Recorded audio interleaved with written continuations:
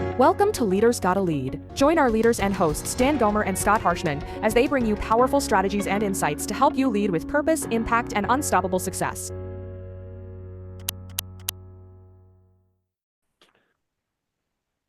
All right, welcome back, everyone, to another episode of the Leaders Gotta Lead podcast. Today, we have got a very special guest, Mr. Knowshon Moreno. Thank you so much for joining us today. Yeah, appreciate you. What's going on, fellas? Yeah, man. Well, so for those of you who don't know who Knowshon is, I don't know, maybe you've been living under a rock or you never watch football or anything like that, but Knowshon is definitely pretty well known here in the Denver area. He played football for Georgia for a couple years and then came over and played with the Broncos for 4 or 5 years, went to a Super Bowl against the Seahawks, got to play with Peyton Manning. And Knowshon, and now he's focusing all of his efforts on real estate. He works very closely with his wife, and so they're building a new empire here in Denver on the real estate front. And Knowshon, one of the reasons that we really wanted to have you on this podcast is because, just given your background, you've had tons of leaders, with all the coaches that you've experienced, with all of the other teammates and things like that you've met in the locker room, all your years playing professional sports. And so I'm really excited to pick your brain a little bit today and just learn a little bit more about what it means to be a good leader to you. And so if you don't mind, we'll just start off with that question. I love What it. does it mean to you to be a great leader? No, I love it. Leadership, I guess, could fall out in a lot of different categories. And like you mentioned, had some great coaches growing up. My high school coaches, um, being in our corner and teaching us how to not only play the game, but how to, grow as young men at that time. And then that same process happens all over again, when you get to college, just at a higher level with, the competition gets a little greater, the speed of the game gets a little bit faster, but at the same time, um, you kind of gravitate towards the people that are showing different traits of leadership. You know what I mean? And I guess one thing that just jumps off my mind real quick is communication. I feel like at each level, high school, college, and in the pros, the really, really good leaders knew how to communicate. Everyone learns differently. Um, Everyone communicates in different ways, right? And the real, real good ones, I feel like, know how to get to that individual, whatever way they know how to learn, whichever way that you have to communicate to them. It might be different from the next guy, right? And I feel like the real good leaders know how to separate each individual as different people, right? And get to them the way that they grasp it and they absorb it. And that's just one quick one off the top of my head. But communication is a big thing, in the game of football, especially.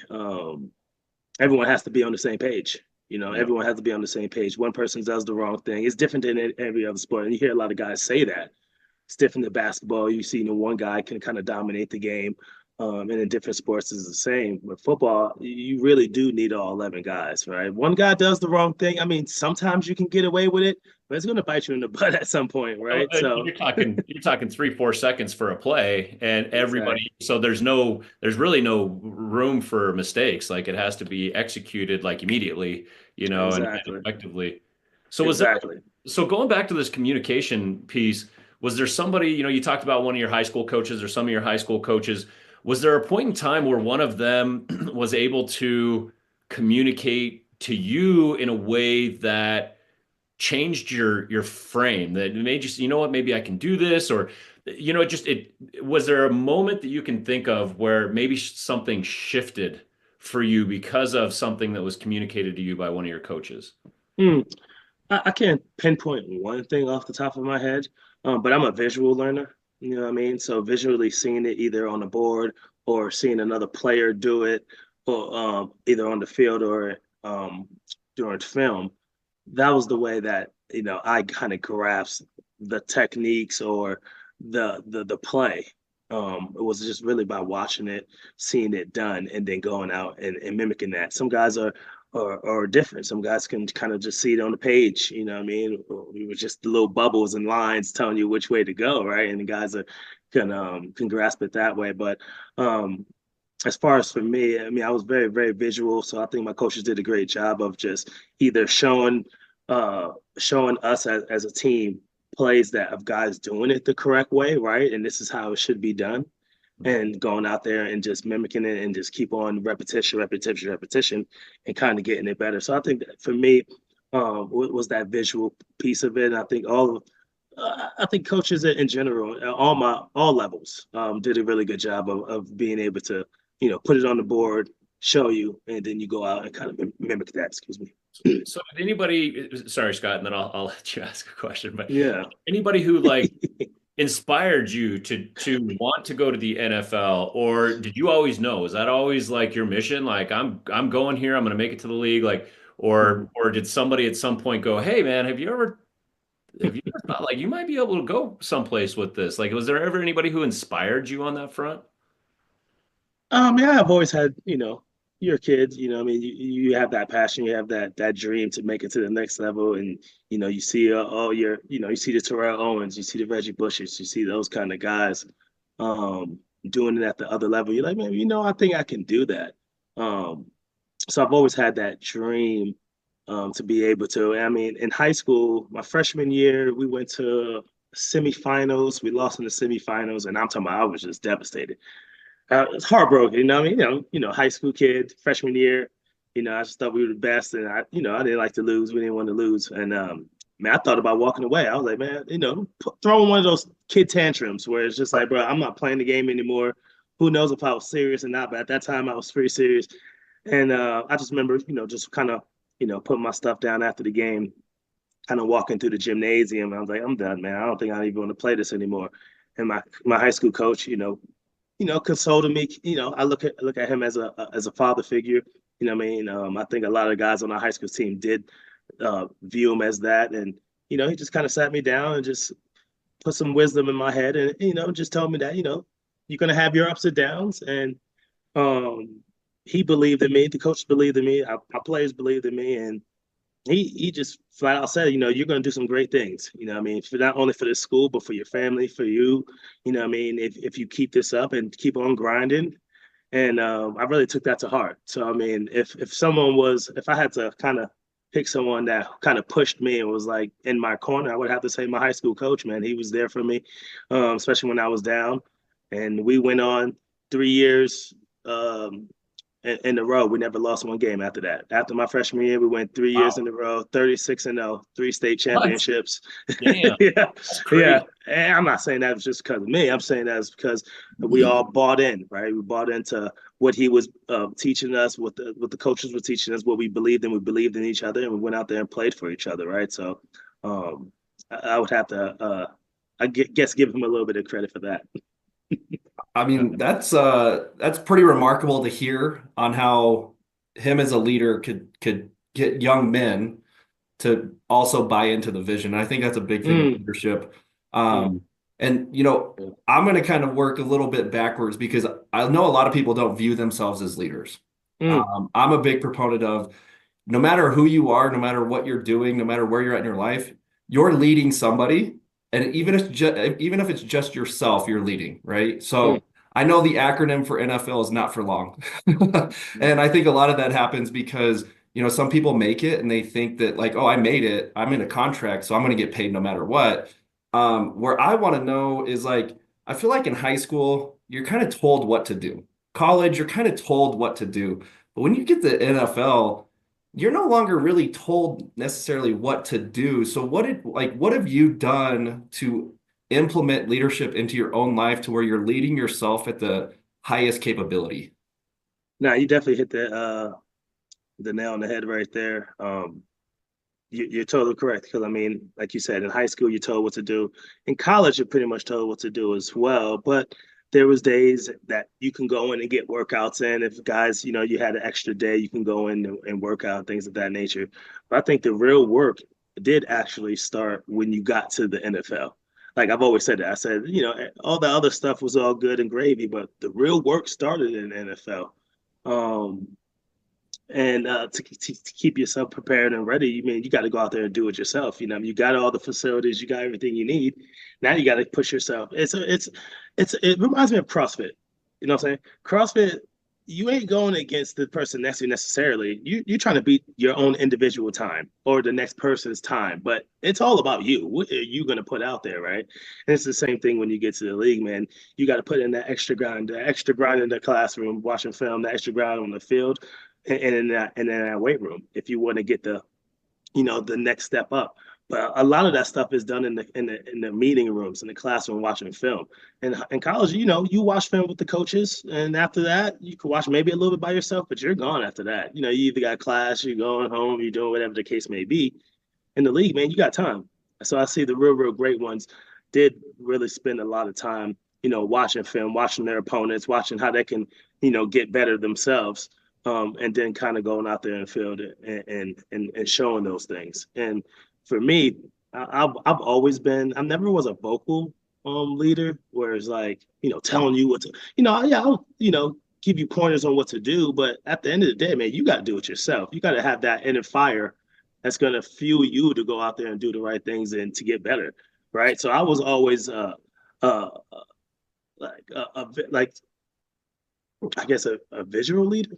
Is that the right word for it? Where Yeah, I'm gonna show by by example. example. Yeah. By example, I'm gonna lead by example. Everything that's done on the field. I mean, you're gonna see me sprint.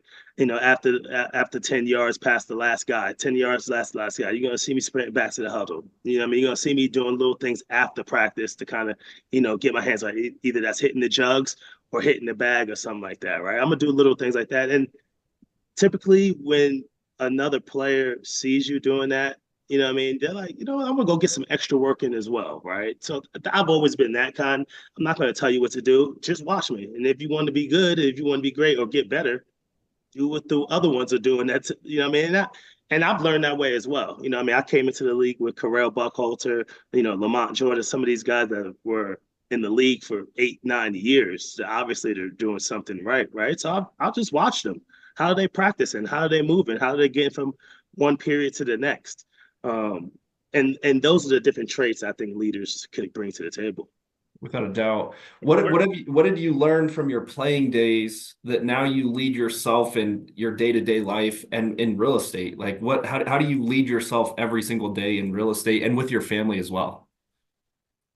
I think what I mentioned earlier is more so the communication, being able to empathize with people and be a team player. What I mean, whether that's at home or with real estate now. What I mean, delegating, being able to tell people what they need to do and just let them do it. What I mean, you're going to make mistakes, and you're going to get things right. That's how you learn from those situations. So I think that's what we kind of do with our team, right? Just letting people do their thing and then getting together. But at the end of the day, right, after all that's said and done, I think a big key is accountability, right? Holding everyone accountable. Like if I tell my daughter to do something or she needs to do something, you got to be accountable for that. You said you were going to do it, right? So if you say you're going to do something, you do it, what I mean? Or you try your best. And the same thing when it comes to work, man. Keep holding everyone accountable. If you say you're going to do something, don't make an excuse. What I mean? Either try it or just say you're not going to do it. What I mean? And I think we did that, especially, with our good teams when it came to playing with Peyton Manning and some of these other great guys, the Brian Dawkins and these guys, the Champ Baileys. I mean, I played with all these guys, right? And I think that was a big key, was not only just going out there and doing it, but then being accountable when you don't do the right thing. So on Mondays after a game, it would be no coaches. It would be just strictly players would watch film, right? And, you watch the whole film from the first play to the last play. And you go through it, and it's like, no one had to tell you if you were wrong. No one even knew if you were wrong or right when it came to a play, right? But you knew, right? So, Peyton would just play it, what I mean? And everybody just say, hey, no, what were you thinking here? Or, hey, what happened right here?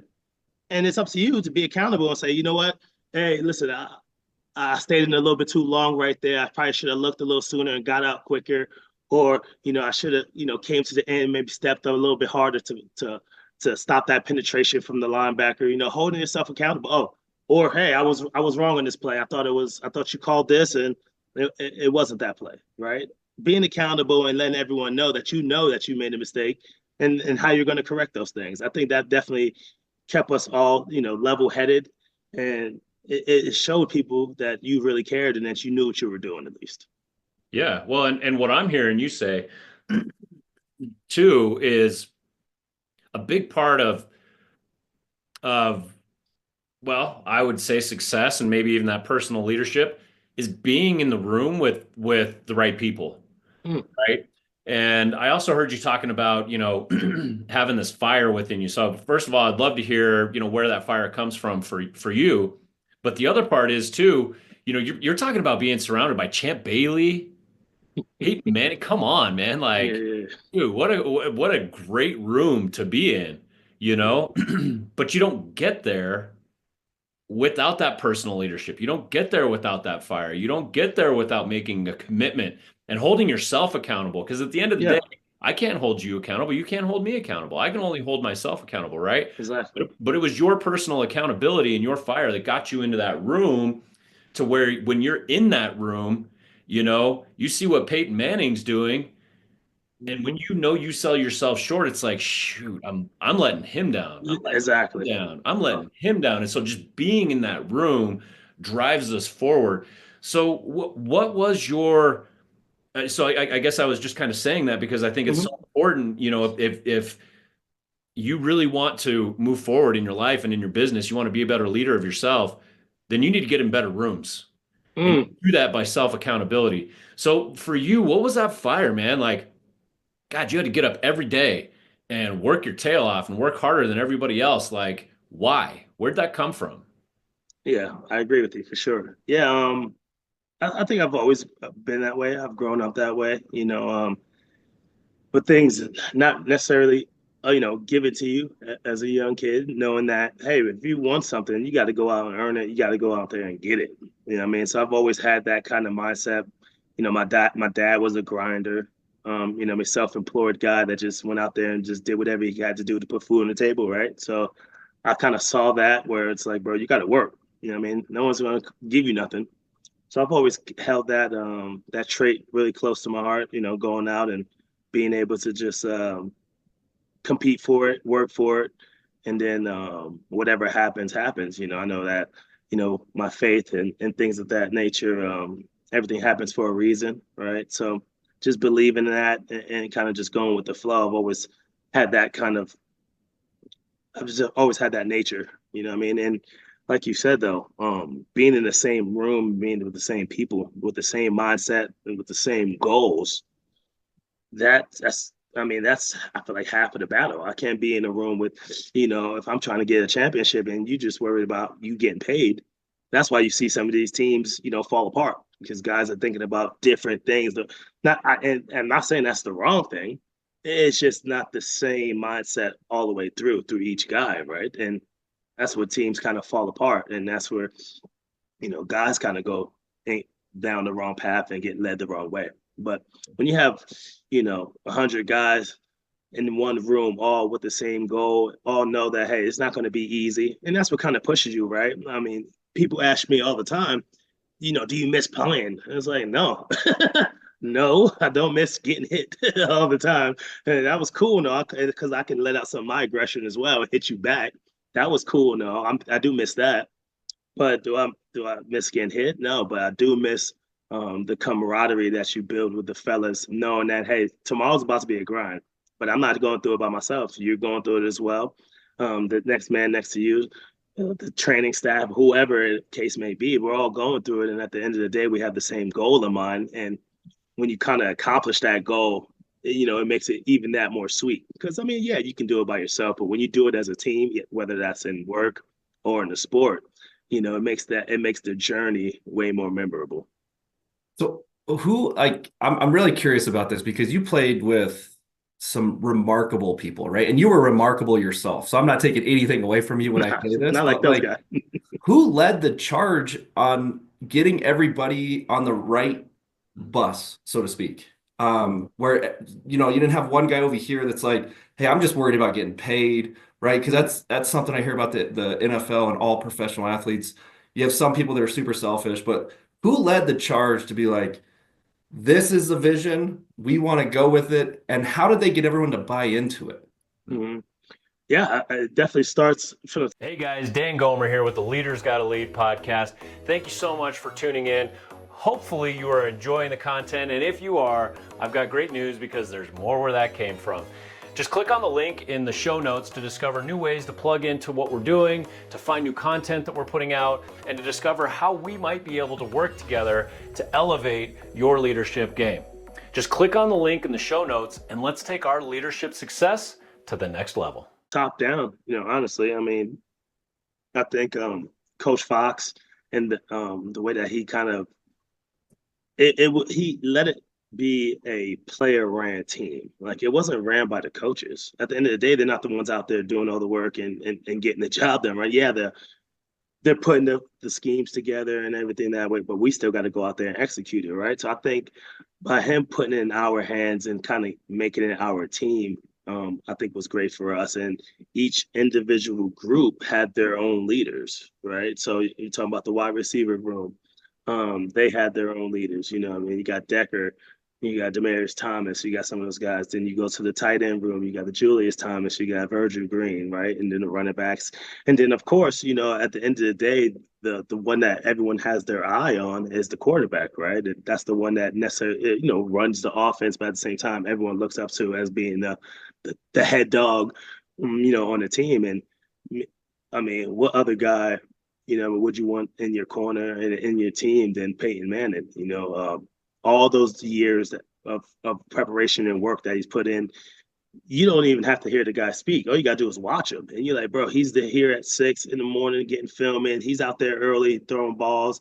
I'm like, bro, if he's doing it, man, I can't, like you said earlier, Dan, is like, you don't want to let the next guy down. And I think that's a big motivation, is like, you want to hold your end of the bargain, right? And do what you said you were going to do and do what you have to do. So I think being accountable and not wanting to let that next person down is a big, I guess, a big key to being successful. But Peyton Manning definitely ran it, man. He was pretty much another coach on the field. Like, whatever he said kind of went, right? But that's what happens when you play that many years in the league. And you're that smart, man. I mean, he was five, 6 steps ahead of the defense. Putting you in the right spaces, right, in the right spots, right. So, he ran it down. He was the leader, top dog leader. But like you said, man, I mean, on the defensive side, you have the Dawkins that played years. It brings the faith into it, and then you see him in practice, and the Champ Baileys and things, and Elvis Dumerville. I mean, another one. I mean, guys That was such a good team, man. we had some really good players, man. Undoom. On our teams. Yeah. What's interesting is I hear you keep saying, like, right, like, lead by example. And I'm a big proponent of that. And, like the Michael Jordan documentary where he was the leader by example, the Kobe Bryant stuff that you hear about him being at the gym at 3:30 a.m. so that he get 2 workouts in a day because he knew that it would compound over time. Hearing about Peyton Manning being the first one in, last one out, most likely, like, to hear this type of stuff. So what I'm getting from this is, if you're a leader of a team and you're not the first one in and the last one to leave, you need to ask yourself why. Like, are you truly wanting to be a leader? Am I okay asking that question, or would you throw anything additional to that? No, I think you hit it right there on the head as well. Again, right there.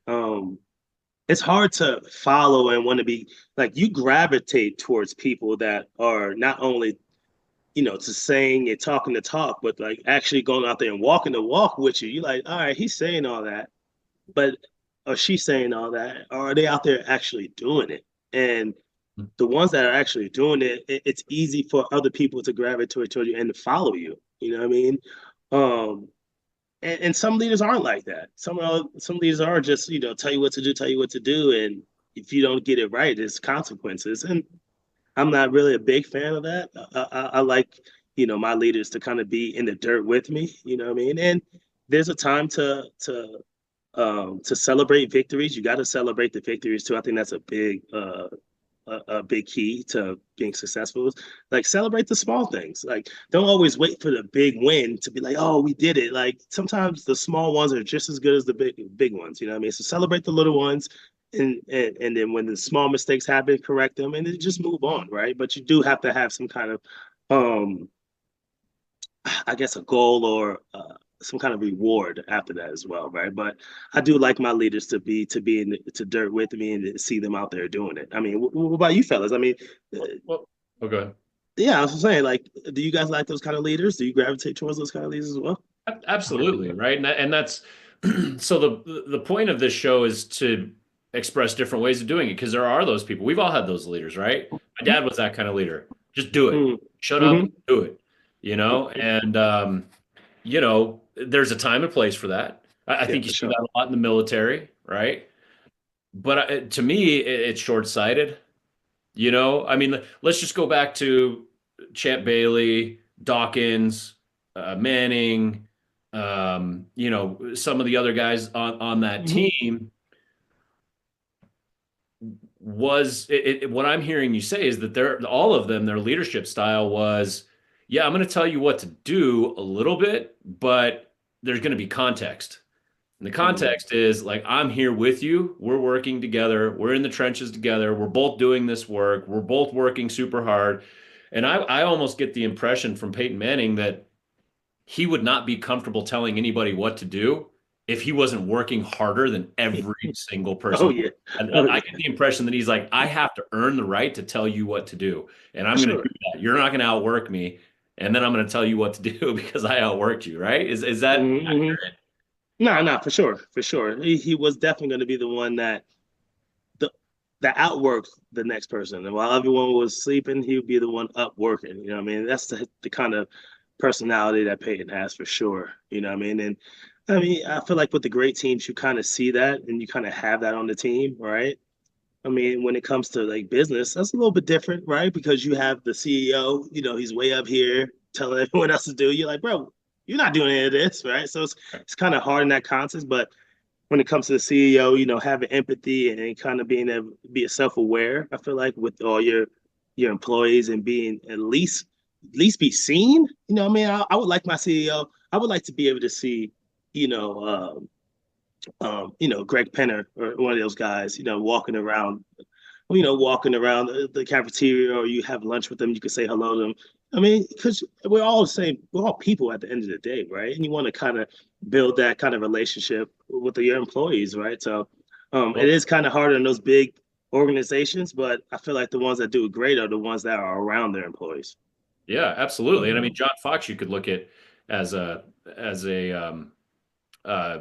CEO, right? And even though he let you guys kind of run the show and do what you needed to do, it sounds like he was still involved. And you look at a company like EXP, you and I are both at EXP. And one of the reasons that this company is exceptional, in my opinion, and why it's blown the doors off of what I even expected when I came over here was that the leadership is accessible.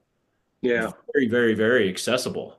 We can get them to talk with other agents. We can get them to talk with us. We can get them to coach. We can get them to provide leadership. We get them to do all of these things. And so you can be involved, on the day to day, get to know people, get your finger on the pulse. There's that show, Undercover Boss or whatever, right? Oh yeah. That's a good one. Like, what is that? Well, it's getting that CEO off their butt and physically into a location to see what is actually going on. And what happens is you get connection and you get collaboration and you get people working together. And now you have a collective group marching in one direction versus somebody just saying, do this and do that. No. And they're disconnected from what's actually happening. So I think even in a CEO, this is just my opinion, even in a CEO role, you can get up and physically go and see the people that you are leading on a regular basis. There's a way to make that happen. And that right there is going to make all the difference in the world, in my opinion, because they're going to be bought into the vision. You'll be able to physically, directly tell them, here's the vision, and connect with them and get their feedback and all that kind of stuff. So sorry, I went off on that there. I'm totally with you. I'm totally with you. It makes it feel like more of a team. It doesn't feel like I'm working for you. It feels like we're working together for a common goal, whatever the case may be. And I like that. I like that mindset, Dan, for sure. I like to see the owner. I like to see the owner or whoever the case may be, mingling with us too. You know what I mean? Like, So did they do eh, that when you were at the Broncos? yeah, well, that's so funny. It's because like so Josh McDaniels he drafted me, right? So he was here for that first year. Things were kind of rocky, right? And then the second year, they kind of let him go, right? And the interim head coach they made was Eric Stousville, which was the running backs coach. You know what I mean? So they made him the interim head coach for the last like 2 or 3 games.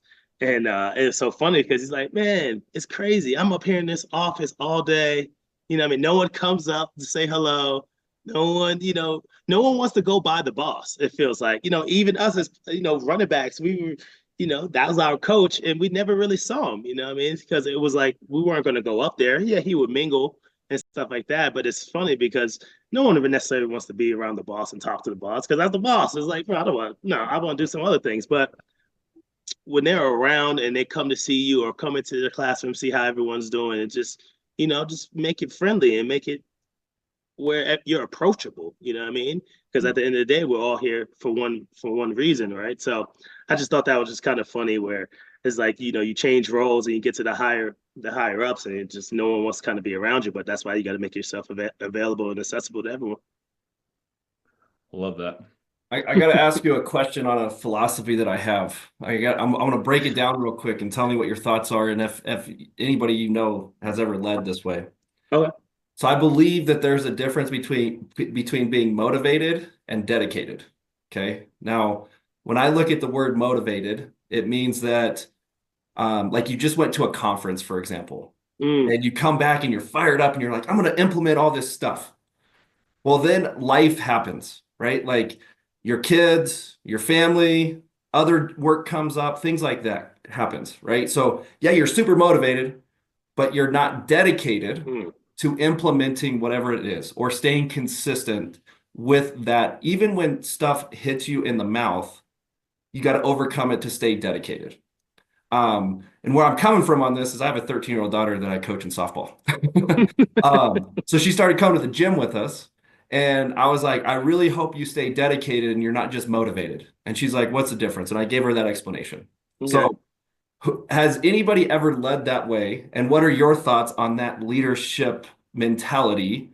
And what do you do to make sure people stay dedicated so that when rough times do happen, they still stay consistent? Yeah, I think there's a difference. That's I never really thought about it. That's definitely interesting. You know what I mean? Because you got the motivation to do a lot of things, but I think you said the key thing was consistency.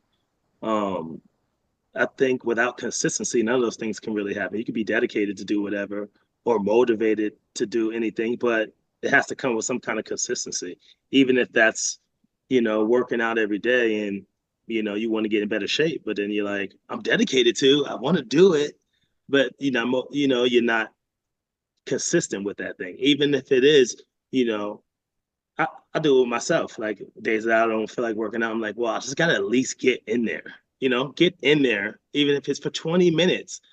I at least did something, towards whatever that main goal is. So I agree with you on that. There's definitely a difference between the two.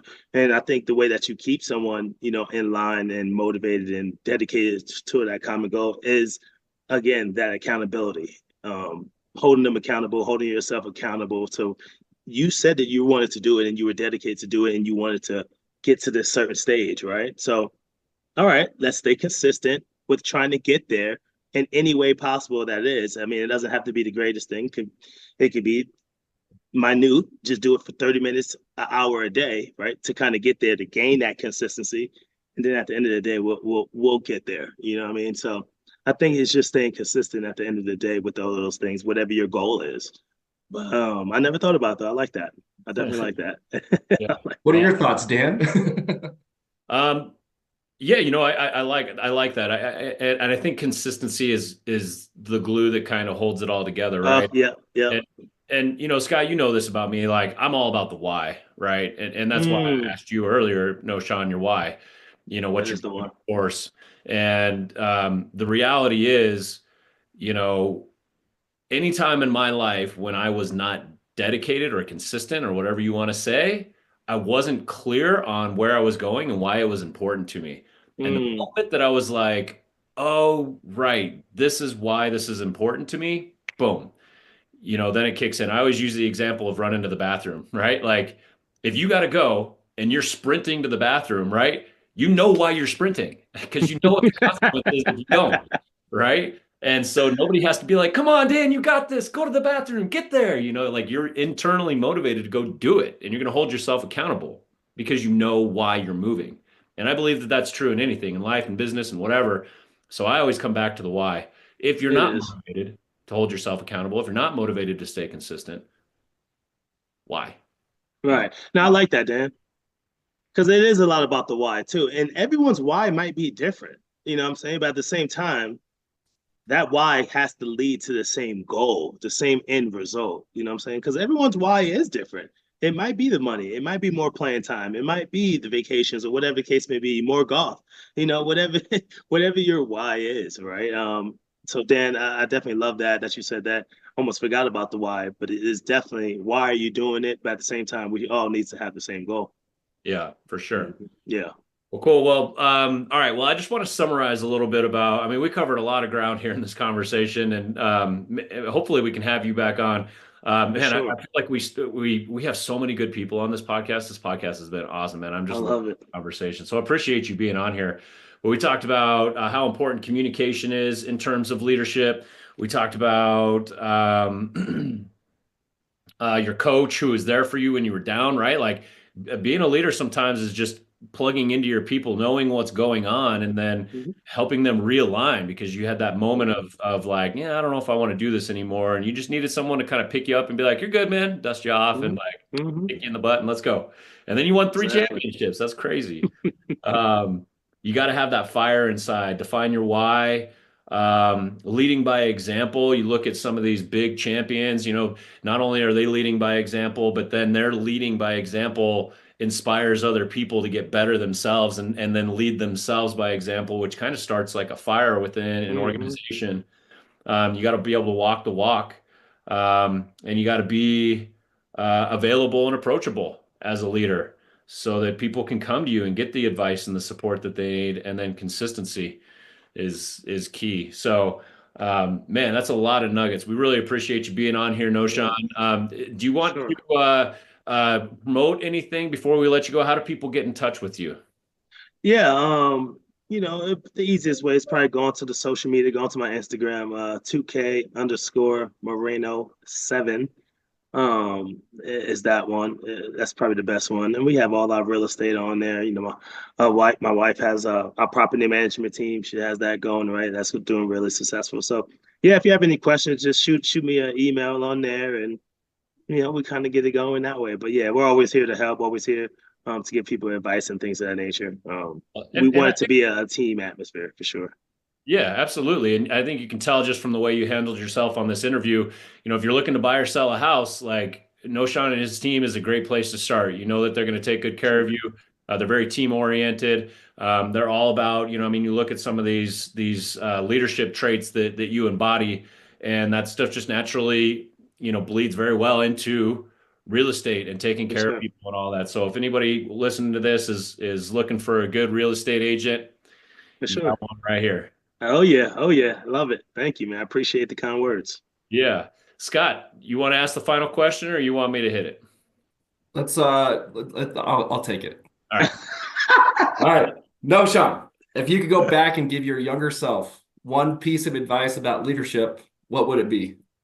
Ooh. Hmm. I'm trying to think of things that I didn't already have inside me, like right, that fuel, that accountability, that I, man, that's a tough one. What do I tell my younger self about leadership?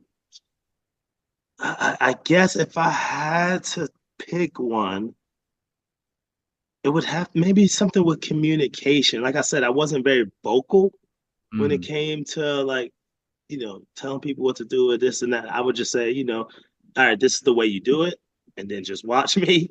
and then try to mimic that, right? And I led by example that way. But maybe the communication thing, because at the end of the day, there are different ways that you can communicate with others. You know what I'm saying? So maybe maybe I did do this a little bit where I wasn't never was one to yell or say something on the field, but after practice, like you're at your locker or we're walking off the field, it's just like, hey man, I'm seeing you having trouble with that, but give a little quick little pointers. And just let it go, you know what I mean? And the next day we have another day to get better at it, right? So if I just had to maybe pick one of the things, I would just say just find different ways to communicate with others to kind of, get them back on track. I would have to pick that one. But I feel like I did the other ones, you know what I mean? I kept myself accountable. I kind of try to inspire others through my actions. I had empathy for people, you know what I mean? So Yeah. communication could be one. Even champions have room for improvement, right? Oh, for sure, for sure. There's always room. It's always room. So Right on, man. Well, Knowshon, we really appreciate you being on here. Thank you so much for all of you that are watching this episode. And remember, we're all leading someone somewhere in our life. So let's get out there and do the best that we can, because in the end, Lead has got to lead. that's right. yes, I love it. Appreciate you guys. Thank you.